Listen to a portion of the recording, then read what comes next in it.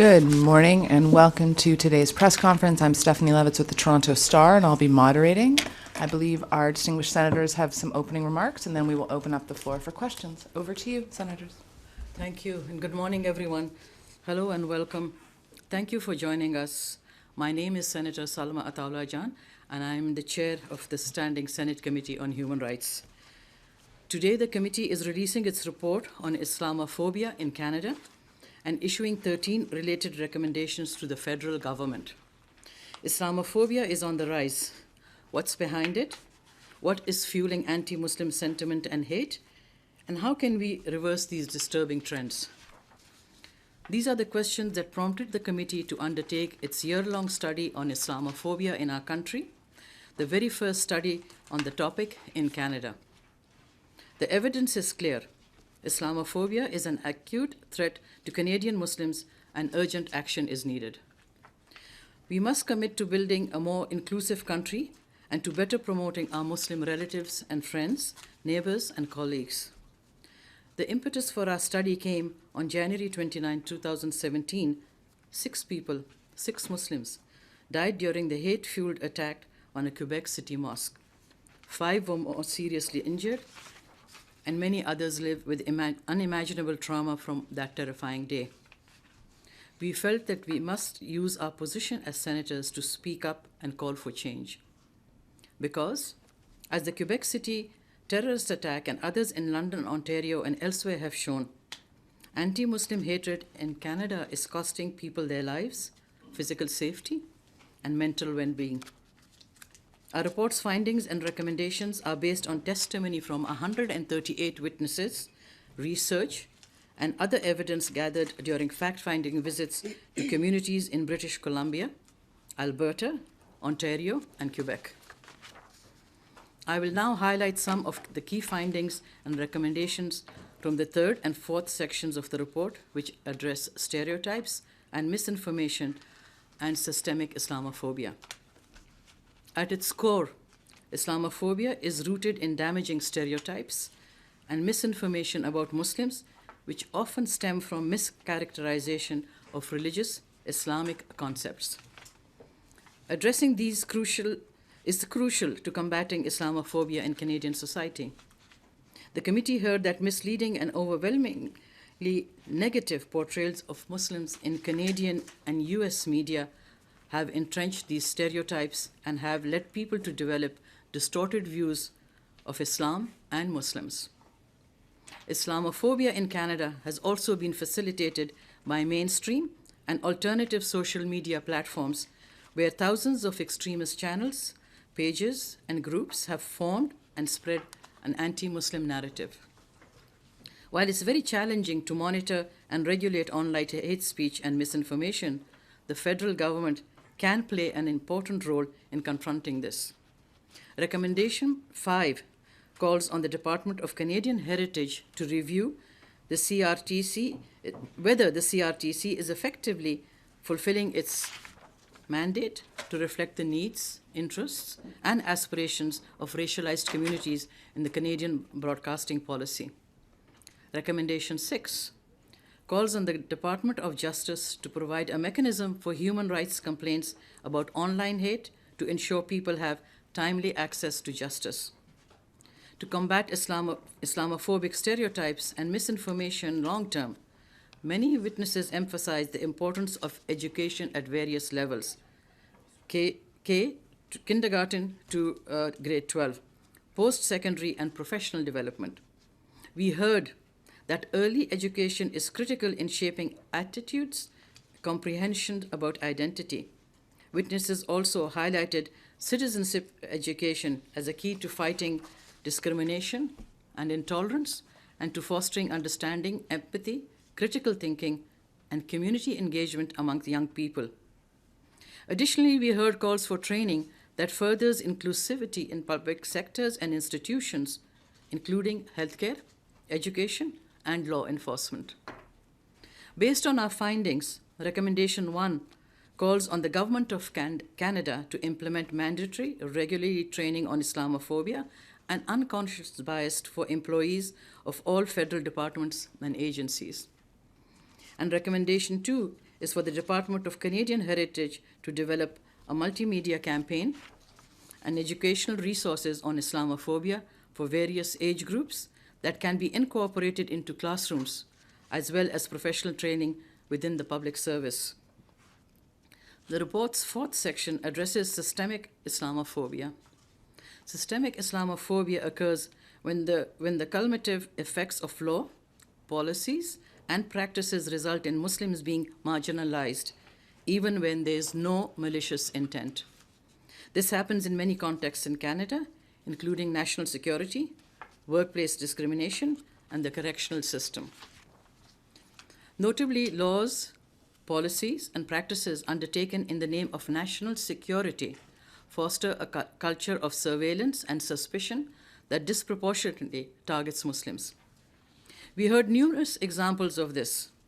Community leaders testified being contacted by national security agencies for private interviews, which left them feeling targeted and intimidated.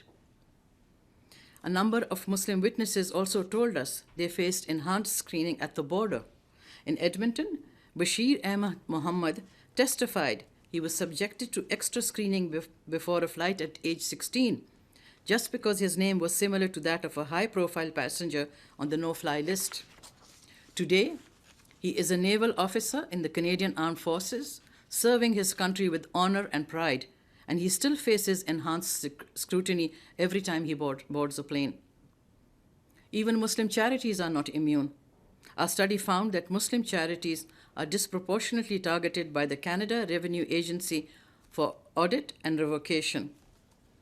According to the International Civil Liberties Monitoring Group, 3/4 of the CRA's decisions to revoke an organization's charitable status between 2008 and 2015 targeted Muslim charities, even though Muslim charities represent less than 1% of Canadian charities. Systemic Islamophobia has a profound and lasting effect. This form of discrimination harms and alienates Muslims and distorts perceptions of risk from other communities. It can also lead to intergenerational trauma from living in fear. We heard from a witness who shared that there had been multiple instances where they were insulted and threatened in front of their children. The culture of national security environment must fundamentally shift away from viewing Muslims as a greater security threat. Recommendations 7, 9, 10, and 11 seek to address this. I will now turn the floor over to Senator Amina Gerba, who will speak in more detail about intersectional discrimination. Thank you. Merci, Madame la Présidente, Sénatrice Ataullahjan. Notre étude a permis de découvrir que les effets néfastes de l'islamophobie peuvent être amplifiés et exacerbés par d'autres formes de discrimination, notamment la discrimination fondée sur le genre, la race, les handicaps et l'orientation sexuelle. Cette intersectionnalité peut aggraver les difficultés auxquelles font face les musulmans qui ont de multiples identités marginalisées. Le croisement entre la foi et le genre, particulièrement pour les femmes musulmanes, pose un ensemble unique de défis. Elles sont en effet décrites comme les principales cibles lorsqu'il s'agit de violence et d'intimidation parce qu'elles portent les symboles visibles de leur foi, comme le hijab. Elles sont aussi victimes de micro-agressions islamophobes, comme des propos blessants, des gestes menaçants et la marginalisation. Des témoins ont dit au comité que ces formes de discrimination se produisaient tous les jours. En raison de ces formes violentes et non violentes de maltraitance, les femmes et les filles musulmanes souffrent de problèmes graves de santé mentale et elles ont peur de quitter leur domicile pour aller au travail et à l'école ou de participer à d'autres activités courantes. Fatima Kovadia, commissaire à la Commission des droits de la personne de la Saskatchewan a expliqué que pour composer avec ces expériences, les femmes musulmanes se consolent souvent en se disant que ça pourrait être plus grave. Au-delà de la foi et du genre, de récentes attaques haineuses contre les femmes musulmanes noires illustrent le rôle que joue la race dans l'islamophobie. Le 1er janvier 2022, à Edmonton, une femme musulmane noire a été attaquée dans son véhicule stationné près d'une mosquée sous les yeux de ses enfants. Son agresseur, qui a plus tard été formellement accusé, a menacé de la blesser et a craché sur son véhicule, en plus de le frapper. Ce n'est que là qu'un exemple récent parmi tant d'autres. Pour lutter efficacement contre l'islamophobie, il faut reconnaître l'expérience des personnes musulmanes à l'identité intersectionnelle. Mais il est difficile de le faire sans avoir en main toutes les données nécessaires. Des témoins ont souligné que le Canada pourrait en faire plus pour obtenir et conserver des données permettant de mieux éduquer, étudier et analyser ces optiques intersectionnelles. Nous avons appris que les organismes d'application de la loi ont fait un pas de l'avant dans ce domaine. En effet, Barbara Perry, directrice du Centre sur la haine, les préjugés et l'extrémisme à l'Université Ontario Tech, a déclaré que les organismes d'application de la loi peuvent désormais identifier et documenter plusieurs motifs pour un même crime haineux. Elle a expliqué que cela permettra de mieux comprendre les aspects complexes associés au crime haineux. Les responsables de l'élaboration des politiques au Canada ont également besoin de meilleures données. C'est pourquoi le comité demande que Statistique Canada investisse davantage dans la collecte et la diffusion proactive de données désagrégées pour que les décideurs puissent mieux tenir compte de l'intersectionnalité et de l'islamophobie. Nous recommandons aussi que le ministère des Finances mette à jour l'évaluation nationale des risques inhérents selon une perspective d'islamophobie intersectionnelle. Cette évaluation permet au gouvernement de comprendre quels sont les acteurs qui représentent la plus grande menace pour la sécurité nationale. Le ministère de la Justice devrait également présenter un projet de loi qui vise à moderniser la loi sur l'équité en matière d'emploi, notamment pour que l'intersectionnalité et l'islamophobie soient prises en considération.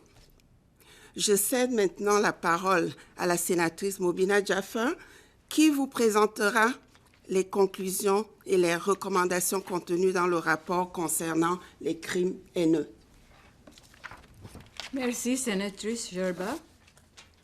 My name is Mobina Jaffer. I'm very pleased to share our report with you today as well. Islamophobia can take many forms. At its most extreme, it can manifest in a variety of criminal acts with tragic and deadly consequences. Violent incidences of Islamophobia have reached a disturbing and unprecedented level in Canada in recent years. Police reported hate crimes increased by 42% between 2015 and 2019, when almost 2,000 hate crimes were reported. And I'd like you to remember, these are just reported crimes. The scope of hate is vast. Some of these incidents are merely vile. Vandalism with images of swastika and the placement of a pig's head at a mosque, for example. Others are profoundly tragic. On January 29, 2017, as the chair has already said, 6 people, 6 Muslims were killed in a horrific attack at Quebec City Mosque. 5 were seriously injured, and others remained traumatized. I was just there just a few days after it happened. I saw the pain of a mother who had lost her son. I saw the space where it happened, the stains of bloodshed. Those images have not left my mind. 6 people dead simply because of their Islamic faith. Muhammad al-Hafid, a survivor of the mosque shooting in Quebec City, testified that he is hyper-vigilant everywhere he goes and is on guard every time he enters a mosque. It is an enormous and unbearable stress, he told us. And this fear is not limited only to Quebec. The National Council of Canadian Muslims reported last year that more Muslims have been killed in targeted hate-motivated attacks in Canada than in any other G7 country. Despite this, some are apprehensive about reporting Islamophobic incidents to the police. One woman, speaking about the experiences of Black Muslims in her community, said police typically dismiss complaints. In one incident, it was the victim who ended up being detained. Nearly half of the victims of police-reported hate crimes against Muslims were women and girls. The visible symbols of their faith, like the hijab, make them highly visible targets and highly vulnerable as a result. The Human Rights Committee is particularly concerned about the effects of trauma on children, who are sometimes the targets of or witnesses to anti-Muslim hatred. When we took our study to Clarkson Secondary School in Mississauga, students bravely shared with us their personal experiences with Islamophobia. Several said they had been called terrorists, sometimes repeatedly. But even something as simple as gym class can be challenging. Students told us that they do not feel comfortable with the dress code of the gym, with some wishing there were more modest options. Our committee took an in-depth look at how Canada responds to hate-motivated crimes. The criminal code includes several specific offenses that deal with these crimes, like causing mischief to property motivated by bias, prejudice, or hate. People charged with a criminal offense can only face the possibility of an increased sentence if their crime is motivated by hatred towards groups based on religion and race. But this means little if offenders aren't prosecuted. We heard that existing laws should be better enforced. Nos conclusions démontrent qu'il nous reste encore beaucoup à faire. La 3e recommandation présente nos suggestions sur la manière dont le gouvernement fédéral et les services de police peuvent mieux répondre aux crimes motivés par la haine. La 4e recommandation fait appel au ministère de la Justice de lancer des consultations publiques et de modifier le code criminel afin de créer des infractions particulières pour les crimes motivés par la haine.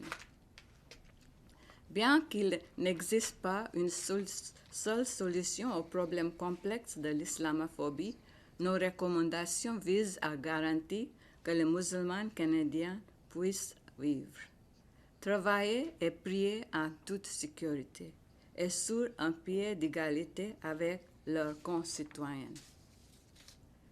This report would not have been possible without the detailed and courageous testimonies from experts, community leaders, and individuals willing to share their experiences with Islamophobia. The committee extends its deepest gratitude to all witnesses who testified for this study. We also offer our heartfelt thanks to the resilient Muslim communities that welcomed us into their neighborhoods, mosques, and schools during our site visits across Canada. I would like to conclude my remarks on a personal note. I was sworn in as Canada's first Muslim senator just 1 week after the terrorist attacks of September 11, 2001. I've said this before. The weeks and months following 9/11 were incredibly difficult for Muslim Canadians. When my husband and I got on the airplane to Vancouver from my swearing-in ceremony in Ottawa, we were subjected to an intense random inspection. Many more so-called random inspections followed every time I flew. And I'm a senator, a parliamentarian. If that happens to me, what do you think life is like for ordinary Muslims? I hope that one of the fundamental rights of our Canadian Constitution is the freedom of religion. The principle is the cornerstone of our democracy, allowing people from all backgrounds to practice their faith and openly without fear. However, when we see acts of Islamophobia or anti-Semitism, it is a real shock, since these actions are in stark contrast with the freedoms our Constitution guarantees. This contradiction highlights why it's crucial to study and understand Islamophobia. I hope that my grandchildren will be able to grow up in a country that respects them, values them for who they are. That is the promise of Canada. But there is more work to be done to make this a reality. Thank you. We will be happy to answer your questions. Thank you, Senators. We'll now turn the floor open to questions. We'll start with Dylan Robertson from the Canadian Press. Hi, Senators. Thank you very much for taking the time today. Curious about the criminal code and the recommendations that you've made here. It's not so specific. I don't know if it was about consensus or trying to come at it from an open approach, but I'm just wondering if you could specify a bit more than what's in the report about the sort of gaps that you're seeing in terms of what's on the book. I know you're talking enforcement, but there's also a mention that there should be specific offences related to Islamophobia. Thank you for that question. It's a very challenging question. As you already said, that many people we heard from, they found that even what's in the criminal code is not being enforced. But what we heard from communities across the country, that there should be specific Islamophobia or anti-Semitism crimes that specifically deal with the issues that the Muslim or, say, the Jewish community is dealing with. And that's something that's work to be done within our code. And many people told us that it is not specific enough, and often it falls between the cracks.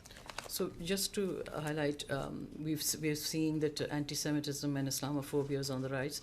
And what we heard from the community, that even when they do call the police, they find them unwilling to lay any charges. And we were sometimes puzzled because there are clear instances of hate, like the attack in Markham when somebody tried to run down worshippers in the mosque after tearing a copy of the Quran. Why wasn't he being charged with a hate crime?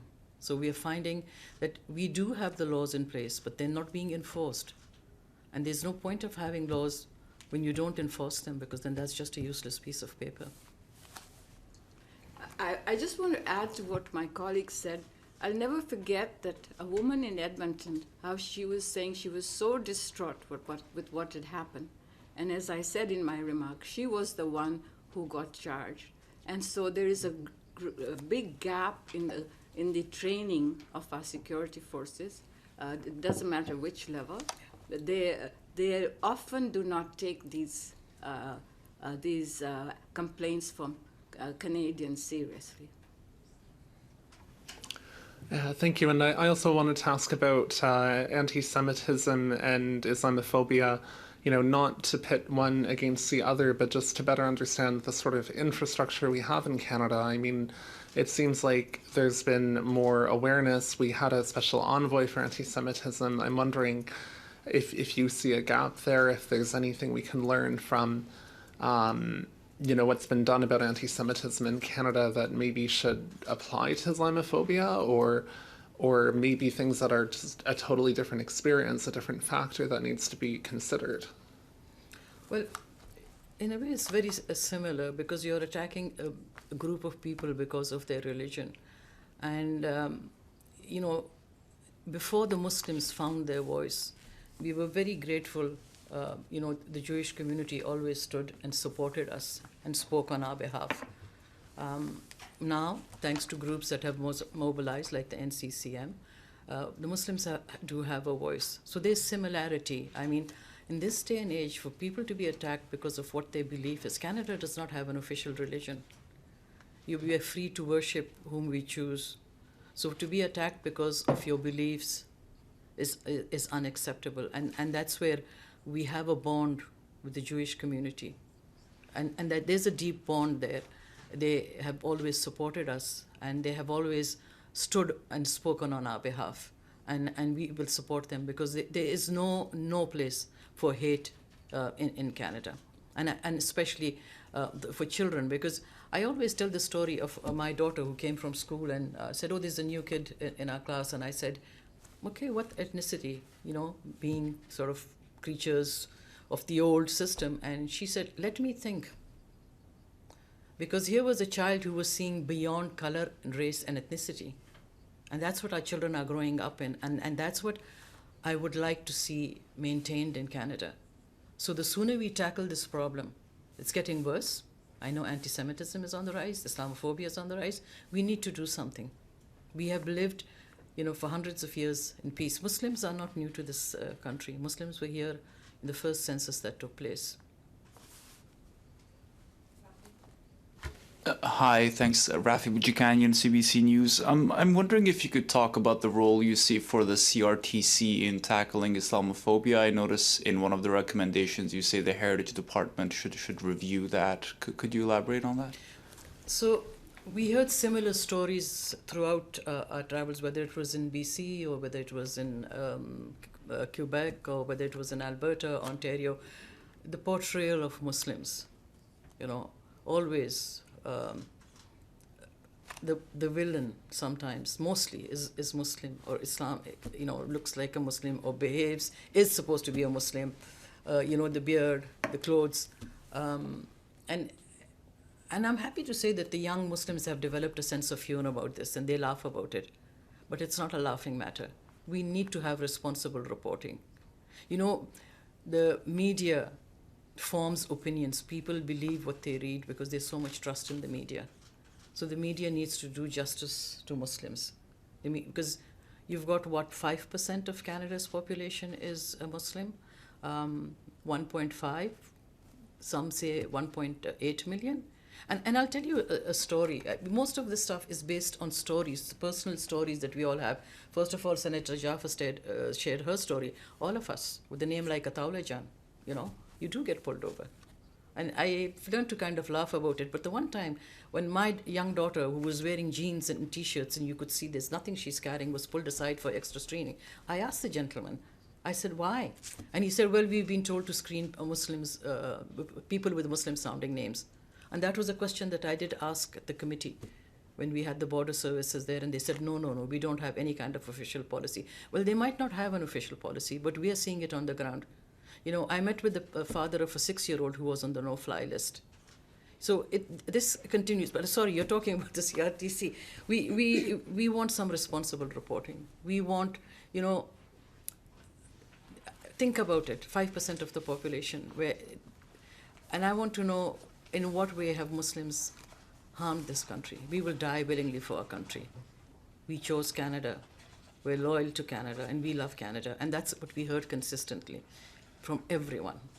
And yet, Senator Jaffer shared with you the story of the women in Edmonton. Most of us senators were tearing when they shared their stories with us about how they regularly, their hijabs are pulled, they have coffee thrown at them, and they're spat on. And there have been more violent incidences. So we'd love to see the media play a responsible role. Think about the images that you put. I myself, I laugh. There's a certain newspaper which would always put an image of me where I looked, like a witch. And I would always say, why? Why? They're showing me as a very angry woman. The image is so powerful. It's the first thing people see, and that stays with them. And to further add to what you were saying, and to further what the chair was saying, what people were saying to us, especially the younger people, is reflect us in the media, reflect who we are, rather than the usual stereotypes, and so that people don't go away thinking, Muslims are not homogeneous. We come from all parts of the world, and we are from all, we come from all walks of life, but we are always portrayed in one way. And what we want the CRTC to do is to reflect our needs, interests, and aspirations of our communities, and not portray us in a stereotype way. Thanks. And actually, as a follow-up, Senator Jaffer, I did want to ask you, can you explain what you meant when you said you were subjected to a very intense random search in 2001?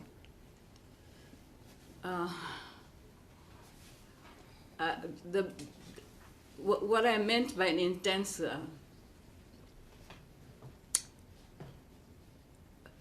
let me paint the picture. First Muslim senator, I was feeling quite proud and happy that I was going home, and I was coming from a refugee background to be appointed by Mr. Chrétien to be a senator was a great pride for my family. There were 60 of us on that plane, and my husband and I both were called outside, and my husband and I both had to completely undress. That was what I meant by intense, and I don't wish that on anybody.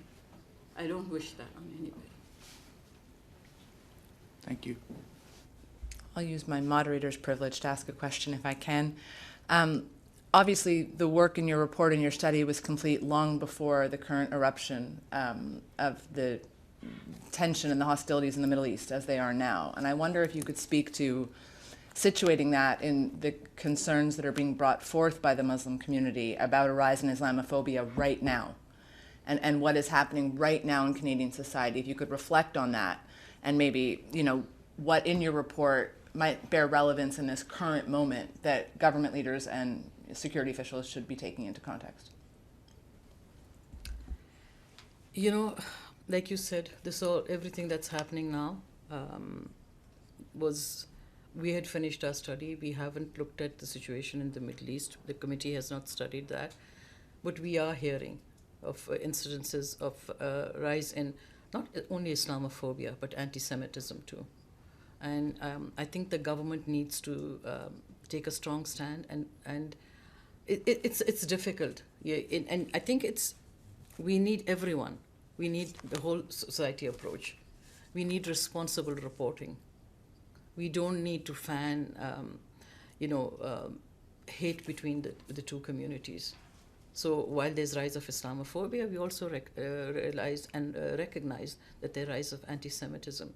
So there's a report is that what we need to take a bold stand. If you see incidences of Islamophobia, anti-Semitism, report them. We need the police to be there to lay charges, to put an end to it. We need a strong reaction.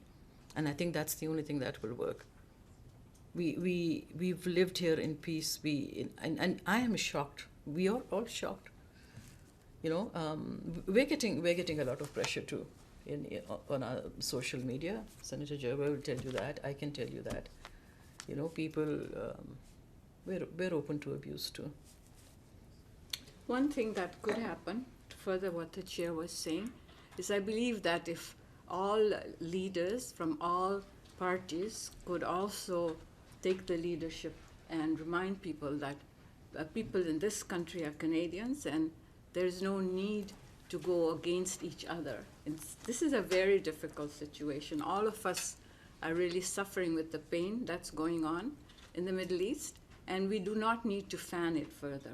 And I believe that the leadership should be there to be aware of the anti-Semitism, the increase in the anti-Semitism, the increase in Islamophobia, and take a leadership role for their own citizens, for Canadians. Si je pourrais ajouter oui. quelque chose, Bien. je dirais que, en fait, ça répondrait aussi un peu à la question de votre collègue sur le rôle du CRTC. L'une des recommandations de ce rapport, c'est de permettre au CRTC d'envisager des campagnes éducatives, d'encourager les programmes qui prônent le vivre ensemble et qui montrent les différentes communautés comme elles sont, et parce qu'on a constaté en écoutant les témoins que en fait le problème vient des médias qui mettent l'emphase sur certains éléments et qui dépeignent les musulmans d'une certaine façon. Donc si on regarde la situation aujourd'hui, il faudrait vraiment que le CRTC et les médias qui sont impliqués dans la présentation de la situation soit beaucoup plus équilibrée selon ce qui est présenté. And just as a follow-up, I'd like to hear your thoughts about the role of the special representative on Islamophobia and the job, and how you would like to see, based again on sort of what you heard during your study, what you think the shape of that role should be, and whether you think it's proving effective as, again, we walk into this place of higher tensions in the community. Well, in all fairness, she has just started. She's been just setting up her office, and I know she's got a huge challenge ahead of her. I was a little bit disappointed with the $2 million budget that she was given, because that's really not enough. It's a huge problem. Canada is a huge country, and I sincerely wish that they would increase that budget. We're hoping that we've done a lot of work for a year. We're hoping this will help her as she starts, looking at Islamophobia and looking at the issues and looking at solutions. And, we're there to support her if she needs us. But I know that she's been just settling in. I'm waiting for her to, start, settle in, and establish the office, and then I look forward to meeting her. We were waiting for this report to be out, and I will go and speak to her. I think we would all like to go and speak to her. She was a witness for us. She was a witness before she was appointed, and then she was a witness after she was appointed. I was asking in the sense of whether this report almost provides a roadmap. If you'd like to see her take it in this job and sort of be the champion for everything you've... I think it does. I think it does, because there's a lot of work that we've done. It took us a year, trips to Vancouver, trips to Edmonton, trips to the Quebec Mosque, 3 days in Mississauga and Toronto, and speaking to 138 witnesses, but it was more than that, because every time we went to a mosque, the mosque had gathered worshippers, and we spoke to, a group of 10, 15, sometimes 20 people. So we say 138 witnesses, but it's probably closer to 200, maybe even more, because we didn't keep track of all the people we spoke to in the mosques. And the issues and the concerns were similar. They were similar. I think for us the most emotional time was when we went into the Quebec Mosque, and the Imam took us around and showed us where everybody lay. And he told us about how they tried to get the blood stains out, and they couldn't. And the worshippers were not coming because they were saying that when we come back, we're seeing the blood stains, and it's very hard for us to stand there and worship. And they needed money to change the carpet, and I think it was $17,000 that the government gave. That was all they were given, and I think the cost of the carpet was closer to $23,000 or $25,000. So they've had to do extensive fundraising for themselves. We've heard, most of the mosques, places of worship, should not be having, big walls. Places of worship should not be having people guiding, standing and guarding them. We heard of the volunteer in Toronto who was killed, and all he was doing was standing outside the mosque. And when you, sir, were talking about the infrastructure, imagine that the mosque in Quebec only got $17,000 for the whole, everything, and just changing their locks cost them $50,000.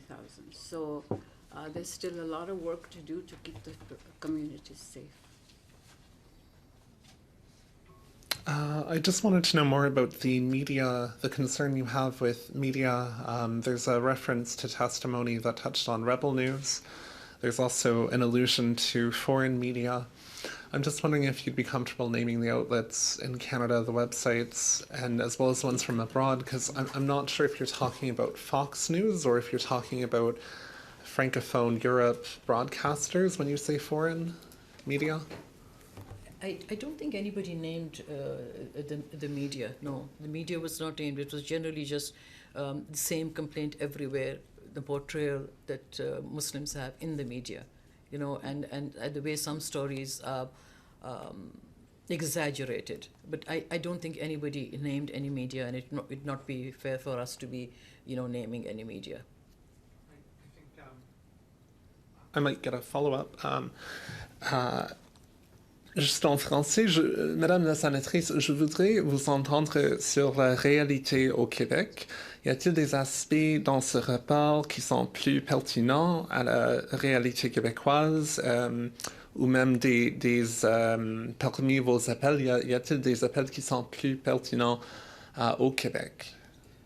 Merci pour la question. En fait, dans le rapport, vous allez constater que les témoins ont exprimé leur préoccupation par rapport à la loi 21. Et cependant, ce comité, c'est un comité sénatorial et nos recommandations dans ce sens-là vont dans le domaine fédéral et le rapport fait mention de ces recommandations pour le gouvernement fédéral et ses ministères.